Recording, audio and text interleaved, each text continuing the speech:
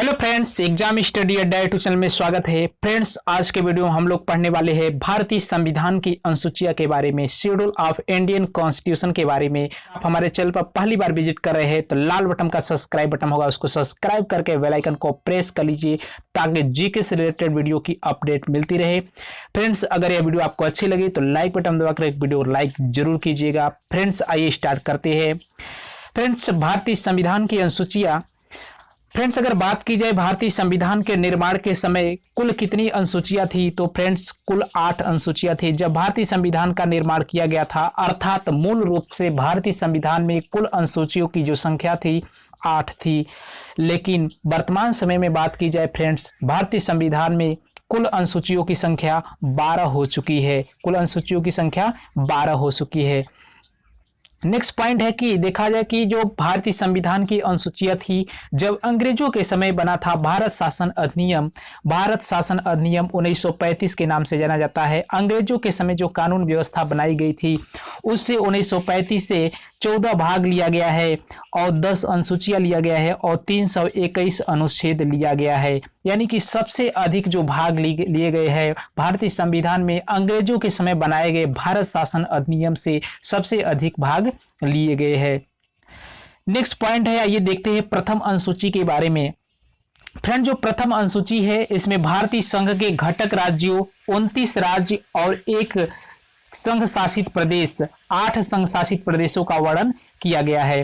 Friends, यहाँ पर 7 नहीं रहेगा, 8 रहेगा, क्योंकि जो जम्मू कश्मीर है वह एक राज्य का दर्जा दिया गया है, जिसके कारण 8 केंद्र शासित प्रदेशों का वर्णन किया गया है। फ्रेंड्स, अगर बात की जाए कि संविधान के 69वें संशोधन के द्वारा दिल्ली को राष्ट्रीय राजधानी क्षेत्र का दर्जा दिया गया है। किस संशोधन के द्वारा? तो 69 संशोधन के द्वारा, 69वें संविधान संशोधन के द्वारा दिल्ली को एक राष्ट्रीय राजधानी क्षेत्र का दर्जा दिया गया है। नेक्स्ट पॉइंट है कि द्वितीय अनुसूची। द्वितीय अनुसूची के बारे में फ्रेंड्स अगर देखा जाए तो इसमें भारतीय राज्य व्यवस्था के विभिन्न पदाधिकारियों को प्राप्त होने वाले वेतन हो गया, भत्ते और पेंशन आदि का उल्लेख किया गया है। यानी कि फ्रेंड जो द्वितीय अनुसूची है उसमें भारतीय राज्य व्यवस्था के विभिन्न पदाधिकारियों को प्राप्त होने वाले वेतन, भत्ते और पेंशन आदि का उल्लेख किया गया है।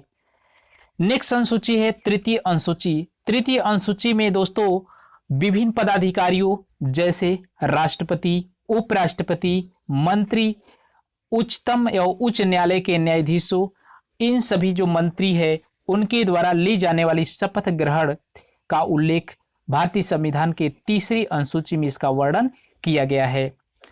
फ्रेंड्स, इसमें विभिन्न प्रकार के जो पदाधिकारी होते हैं जैसे राष्ट्रपति हो गए, उपराष्ट्रपति हो गए और मंत्री हो गए और उच्चतम न्यायालय और उच्च न्यायालय के जो भी न्यायाधीश हो गए, इन सभी को ली जाने वाली शपथ ग्रहण का उल्लेख जो किया गया है तृतीय अनुसूची के अंतर्गत किया गया है।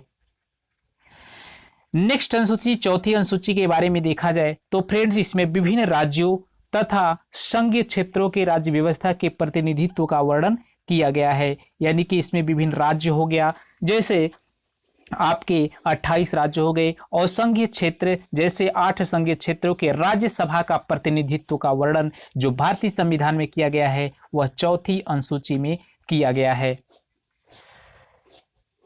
नेक्स्ट पॉइंट है पांचवी अनुसूची। पांचवी अनुसूची फ्रेंड्स, अगर पांचवी अनुसूची के बारे में बात की जाए तो इसमें विभिन्न अनुसूचित क्षेत्रों, अनुसूचित जनजाति के प्रशासन और नियंत्रण के बारे में वर्णन किया गया है। अनुसूचित क्षेत्र का मतलब होता है एससी कैटेगरी जहां पर सबसे अधिक होती है, और इसी तरह से अनुसूचित जनजाति जहां पर एसटी कैटेगरी के अधिक लोग रहते हैं, उन सभी क्षेत्रों के प्रशासन के नियंत्रण के बारे में वर्णन किया गया है। यह भारतीय संविधान के 5वीं अनुसूची में इसका वर्णन किया गया है।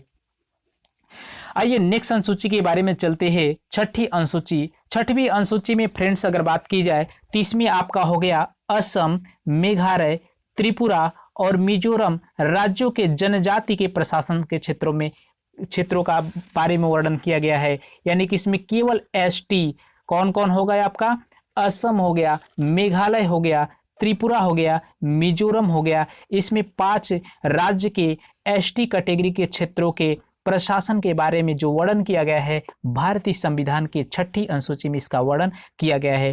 फ्रेंड्स, एक ट्रिक के माध्यम से इन सभी राज्यों को आप याद कर सकते हैं, जैसे एटीएम स्क्वायर, यानी कि ए से आपका हो जाएगा फ्रेंड्स असम हो जाएगा, और टी से आपका त्रिपुरा हो जाएगा, और 2 यम है तो 1 यम से मेघालय और 1 यम से मिजोरम। इस ट्रिक के माध्यम से हम याद कर सकते हैं एटीएम स्क्वायर। नेक्स्ट अनुसूची के बारे में देखते हैं 7वीं अनुसूची। फ्रेंड्स, 7वीं अनुसूची के बारे में बात की जाए तो इसमें केंद्र एवं राज्यों के बीच शक्ति बंटवारे के बारे में वर्णन किया गया है, यानी कि भारत के राज्य और केंद्रों के बीच शक्ति के बंटवारा का वर्णन जो किया गया है भारतीय संविधान के 7वीं अनुसूची में किया गया है। फ्रेंड्स, इस पॉइंट के अंतर्गत अगर देखा जाए 7वीं अनुसूची के अंतर्गत देखा जाए तो इसके अंतर्गत 3 सूचियां हैं, संघ सूची, राज्य सूची और समवर्ती सूची। 3 सूचियों का वर्णन किया गया है। तो फ्रेंड्स, आइए इन सभी सूचियों को डिटेल से हम देखते हैं। पहला है संघ सूची। फ्रेंड्स, अगर संघ सूची के बारे में बात की जाए तो इस सूची में दिए गए विषय पर केवल केंद्र सरकार कानून बनाती है, यानी कि संघ सूची के अंतर्गत जो कानून व्यवस्था बनाने का है वह केवल केंद्र सरकार के द्वारा बनाया जाता है। और संविधान के लागू होने के समय इसमें 97 विषय थे, 97 विषय थे जब भारतीय संविधान का निर्माण हुआ था। लेकिन अगर वर्तमान समय में देखा जाए तो इसमें 100 यानी कि 100 विषय हो चुके हैं। तो इस पॉइंट को भी आप याद रखिएगा। नेक्स्ट सूची है राज्य सूची। फ्रेंड्स, अगर राज्य सूची के बारे में बात की जाए तो इस सूची में दिए गए विषय पर राज्य सरकार कानून बनाती है और राष्ट्रीय हित से संबंधित होने पर केंद्र सरकार भी कानून बना सकती है। यानी कि फ्रेंड्स, इसमें जो वर्णन किया गया है राज्य सूची में, तो इसमें जो सामान्यतः कानून बनाती है वह राज्य सरकार के द्वारा बनाया जाता है, लेकिन अगर राष्ट्रीय हित से संबंधित कोई कानून होगा तो उसमें केंद्र सरकार को बनाने का भी प्रावधान दिया गया है। फ्रेंड्स, अगर बात की जाए इसके अंतर्गत संविधान के लागू होने के समय इसके अंतर्गत 66 विषय थे। कितने विषय थे? 66 विषय थे। लेकिन वर्तमान समय में अगर फ्रेंड्स देखा जाए तो इसमें 61 विषय है, यानी कि भारतीय संविधान का जब निर्माण किया गया था तो उस समय इसमें 66 विषय थे। लेकिन अगर वर्तमान समय में बात की जाए तो इस समय इसमें 61 विषय हो चुके हैं। तो इस पॉइंट को भी आप याद रखिएगा, एग्जाम पॉइंट विषय महत्वपूर्ण है। फ्रेंड्स, अगर बात की जाए नोट पॉइंट में याद रखिएगा, जब 22वां संविधान संशोधन 1946 में हुआ था उस समय इंदिरा गांधी की सरकार थी। सरकार के द्वारा राज्यसभा में जो 66 विषय थे उसमें से 5 विषयों को निकाल दिया गया था। किस संविधान संशोधन के तहत? 22वां संविधान संशोधन 1946 के अंतर्गत उस समय जब इंदिरा गांधी की सरकार थी तो राज्यसभा के 66 विषयों में से 5 विषयों को निकाल करके, वह कौन कौन से 5 विषय निकाला गया था? शिक्षा का क्षेत्र हो गया, पर्यावरण का क्षेत्र हो गया, नाप तौल हो गया, वन्य जीव हो गया, पशु रक्षा आदि। ये जो 5 सब्जेक्ट है ये आपके राज्य के 66 विषयों में से निकाल दिया गया, जिसके कारण अगर वर्तमान में देखा जाए तो फ्रेंड्स 61 विषय हो चुके हैं राज्य सूची के अंतर्गत। नेक्स्ट सूची है समवर्ती सूची। समवर्ती सूची के अंतर्गत बात की जाए तो इसके अंतर्गत दिए गए विषय पर केंद्र और राज्य दोनों सरकारें कानून बनाती है, यानी कि दोनों का जो साझा होता है आपके भारतीय संविधान के समवर्ती सूची में वर्णन किया गया है। इसके अंतर्गत केंद्र और राज्य दोनों मिलकर के सरकारें कानून बना सकती है। लेकिन संविधान में लागू होने के समय समवर्ती सूची में 47 विषय थे। कितने विषय थे? 47 विषय थे। लेकिन फ्रेंड्स, अगर बात की जाए कि वर्तमान समय में इसमें कितने विषय है तो 52 विषय है। लेकिन वर्तमान समय में कितने विषय है? 52 विषय है। तो इस पॉइंट को भी आप याद रखिएगा, एग्जाम पॉइंट व्यू से महत्वपूर्ण रहेगा। फ्रेंड्स, अगर बात की जाए कि समवर्ती सूची के अंतर्गत तो केंद्र सरकार और राज्य सरकार दोनों कानून बना सकती है, लेकिन दोनों का अगर सेम कानून है तो उस समय केंद्र सरकार का जो कानून होता है उसी को मान्य माना जाता है, यानी कि राज्य सरकार की कानून उस समय रद्द कर दी जाती है। फ्रेंड्स, अगर समवर्ती सूची में देखा जाए तो आपका जो पर्यावरण हो गया और शिक्षा जो हो गया, इन सभी चीज़ों के जो कानून बनाने का जो प्रावधान दिया गया है केंद्र और राज्य दोनों सरकारों को दिया गया है। और लेकिन बात की जाए अगर राज्य सूची के अंतर्गत बात की जाए तो राज्य सूची के अंतर्गत जैसे आपका भूमि हो गया, भूमि हो गया, कारावास हो गया, कारावास और पुलिस से संबंधित जितने भी है वो आपके राज्य सूची के अंतर्गत इसका प्रावधान किया गया है कानून बनाने का। नेक्स्ट अनुसूची है 8वीं अनुसूची। फ्रेंड्स, अगर 8वीं अनुसूची के बारे में बात की जाए तो इसमें भारत के 22 भाषाओं का उल्लेख किया गया है, लेकिन वर्तमान समय में 22 भाषाओं का उल्लेख किया गया है, लेकिन जब मूल रूप से भारतीय संविधान का निर्माण किया गया था तो 8वीं अनुसूची में 14 भाषाएं थी, 14 भाषाएं थी। और इसके बाद धीरे धीरे भाषाओं की संख्या बढ़ती गई। जैसे आपका 1967 ईस्वी में 21वां संविधान संशोधन हुआ, जिसके तहत सिंधी भाषा को जोड़ा गया था, और 1992 ईस्वी में 71वां संविधान संशोधन हुआ, जिसके अंतर्गत 3 भाषाओं को जोड़ा गया था, कोंकणी, मणिपुरी और नेपाली। इस तरह से देखा जाए तो 4 भाषाएं जुड़ चुकी है। और इसी तरह से 2003 ईस्वी में 52वां संविधान संशोधन के तहत मैथिली, संथाली, डोगरी और बोडो 8वीं अनुसूची में जोड़ी गई, जिसके कारण 14 भाषाओं से बढ़ करके वर्तमान समय में 22 भाषाएं हो चुकी है भारतीय संविधान के 8वीं अनुसूची में। तो फ्रेंड्स, आइए देखते हैं इसको याद करने कैसे हम याद करेंगे। 71वां संविधान संशोधन जो 1992 वाला था उसको हम याद कर सकते हैं। इसमें 3 भाषाएं थी,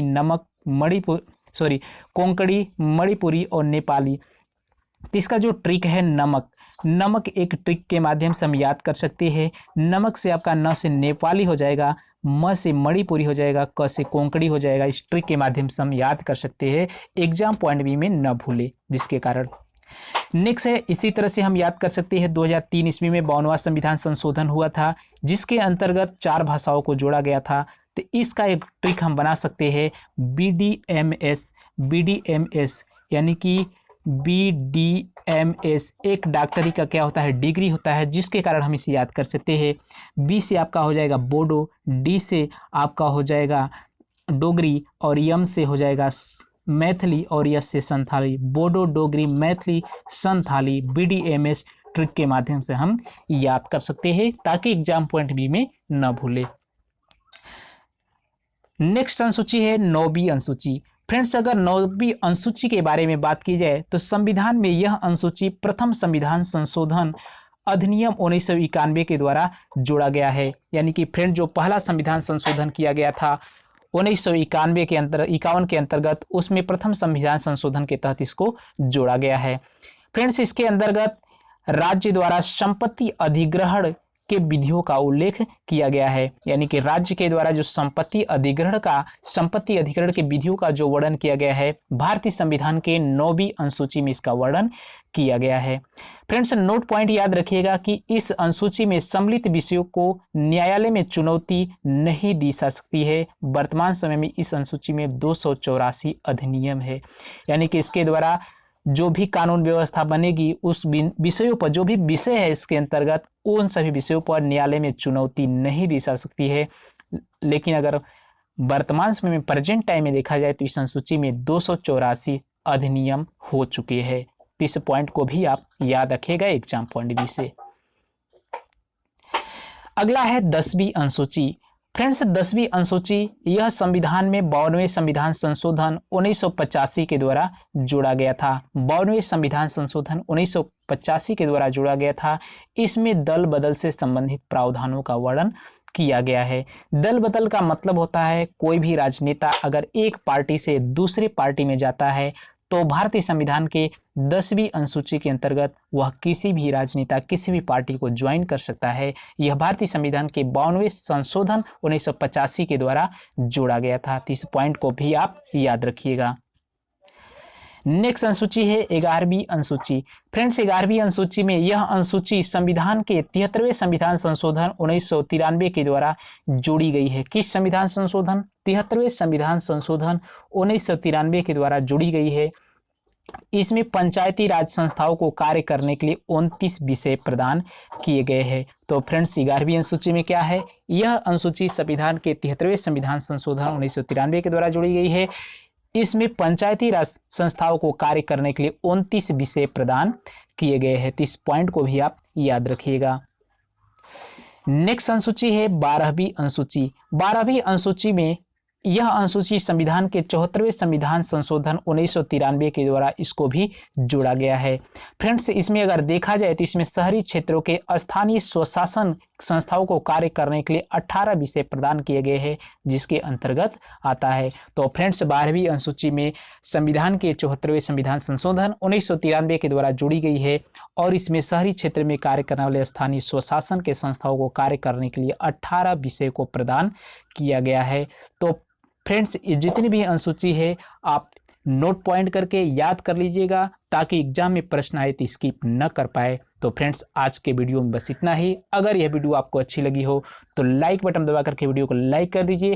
फ्रेंड्स, अगर आप हमारे चैनल पर पहली बार विजिट कर रहे हैं तो लाल बटन का सब्सक्राइब बटन होगा, उसको सब्सक्राइब करके बेल आइकन को प्रेस कर लीजिए ताकि जीके से रिलेटेड वीडियो की अपडेट मिलती रहे। फ्रेंड्स, इस वीडियो को अपने दोस्तों को भी शेयर बटन दबा करके जरूर शेयर कीजिएगा और फ्रेंड्स कमेंट करके जरूर बताइएगा यह वीडियो आपको कैसा लगा। फ्रेंड्स, फिर मिलेंगे एक नए वीडियो के साथ, तब तक के लिए धन्यवाद। Thank you.